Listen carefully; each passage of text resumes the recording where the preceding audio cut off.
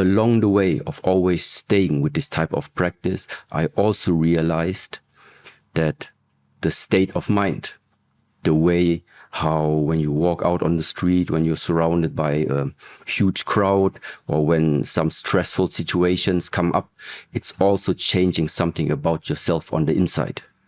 So, and this was the point where I also realized, let's say, that the way how I, let's say, perceived the things around me was thanks to all the physical practices that I did before.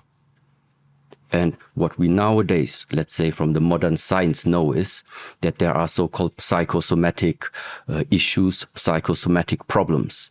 Meaning the way, if you have a trauma, if you are cultivating something inside of yourself, you keep it for too long time, you suppress it, you suppress your emotions, you suppress your feelings. All of this can lead to the fact that maybe your physical body is starting to show some signs of, some signs of conflict, some signs of sickness, or some signs of not feeling well. And so the key point, and why I'm also trying now since almost 10 years or even longer, what I try to bring a little bit out to the people is that idea. In the moment where we take more care, more conscious care of our own body, we can at the same time simultaneously also access what we humans nowadays call our mind, our thoughts, our emotions, our feeling, meaning this inside world. Inside world, meaning it is right now, even if you're sitting right opposite of me, I can see your body. I can see the reactions of your body, all of this. What I cannot see is what is going on in your inside world right now. Of course, you are influenced by the way how our parents are teaching us, by the kindergarten, by the teachers, by the government. All of this, of course, is influencing us. Just along this journey, along yourself as a human walking this way, the question is if you are sometimes starting to actually observe yourself. Observing yourself means that in our tradition, we say there are no coincidences. In our tradition, what we in the traditional language speak about is, it's called karma. Many people maybe heard this word already. But karma just means if you want one day to have an orange tree somewhere in the past, you must plant the seed for that orange tree to grow. If you want an apple tree, you need to plant the apple seed. In this world, it just doesn't happen that we are planting apple seed and get orange tree. This is not happening. So that also means now in regards to us humans, if right now, 2023, I'm unhappy with many circumstances in my life, with my body, with my habits that I have, it's not coming from nowhere. It's not coming from coincidence. It is coming from all of the things that I have done in the past. So the first observation is first of all to just look at yourself sometimes and take this status quo. How do I feel right now? Where do you see like your areas where you could still improve yourself?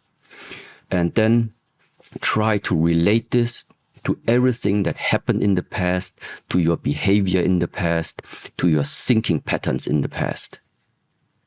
And just based on this type of observing yourself, taking a moment and watch yourself. What are you talking? What are you thinking? What are you saying? How are you behaving? Just based on that. Normally, if you watch carefully enough, you will already start to build up a connection between the past and who you are right now. So you start to actually realize that you are exactly where you have to be right now. It couldn't have been different regarding the past that you have. It couldn't be any different. The good news right now is the future is not here yet. But what is the logical consequence, let's say it like this? The past brought you to the present. And so all the actions from this day on, what you are thinking, what you are saying, what you are doing, the way how you are behaving, all of this is going to build up the future version of yourself. So who you are going to be in 2024, 25 is all dependent on what from today on you're going to do. And that this type of just observing yourself, realizing that there is this connection, again places some type of power back into your hands. And now comes the second maybe big area. It is the feeling sometimes that you think that you don't have your life in your hands because there are too many external influences that are like, let's say, influencing us. The decisions of the government, the policies that they are bringing out, the development in the world, the colleagues at the work, everybody, your wife, your husband, whoever, they all influence you. But if that is the case, I would just ask myself the following question. If the way how you feel about yourself walking through daily life, if you are not satisfied with it and you want to change something about it, there are now two ways. Either you take it into your hands, or you try to change all these external stimuli, all these external influences, to adjust them in such a way that they are going to behave in the way how you expect them to behave. So the colleagues should be exactly how you imagine your colleagues to be. The government should bring out exactly the policies that you want them to bring out. The world is going to develop exactly the way how you imagine it should happen. And now I just ask you, which of these two ways, changing yourself or trying to change the outside world, which of these two ways do people think is the more realistic one? Yourself. So that's the bottom line.